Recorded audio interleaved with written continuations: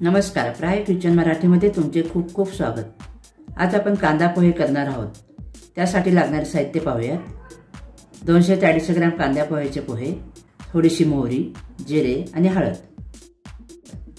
बारीक चिरलेला कांदा, थोडीशी कढीपत्त्याची पाने, एका लिंबाचा रस, 2 ते 3 हिरव्या मिरचीचे तुकडे, चवीनुसार मीठ, 1 चमचा साखर। सर्वप्रथम पोहे एका चाळणीमध्ये घेऊन स्वच्छ धुवून घ्यायचे। पोहे एकदम हलक्या हाताने सावकाश धुवून घ्यायचे, नाहीतर त्याचे तुकडे होतात आणि कांदा पोहे मोकळे होत नाहीत। पोहे धुवून झाल्यावर त्याच्यावरती एका अख्ख्या लिंबाचा रस घालायचा आणि हलक्या हाताने सावकाश पोहे हलवायचे।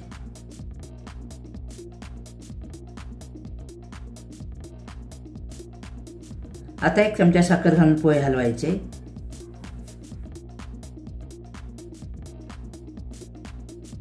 कढई तापून त्यामध्ये साधारण 2 ते 3 पळी तेल घालायचे।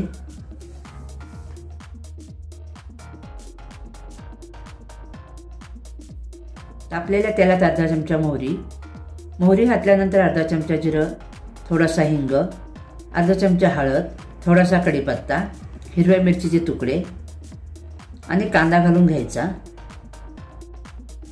आता हे सर्व व्यवस्थित 1 ते 2 मिनिट परतून घ्यायचं। कांदा करपून द्यायचा नाही।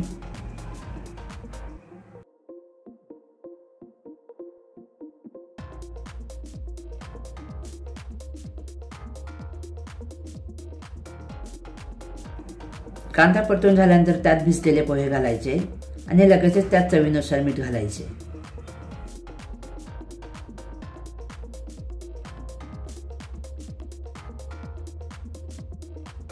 आणि व्यवस्थित हलक्या हाताने परतून घ्यायचे।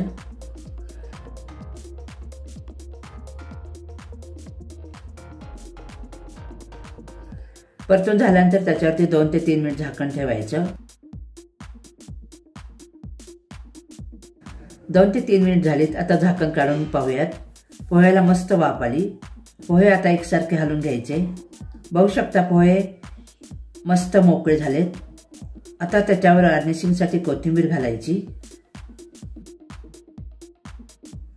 तर मग कशी वाटली कांदा पोह्याची रेसिपी? कांदा पोहे सर्व करताना त्याच्यावरती खोबरं टाका। कांदा पोह्याची रेसिपी आवडली असेल तर व्हिडिओला एक लाईक नक्की करा।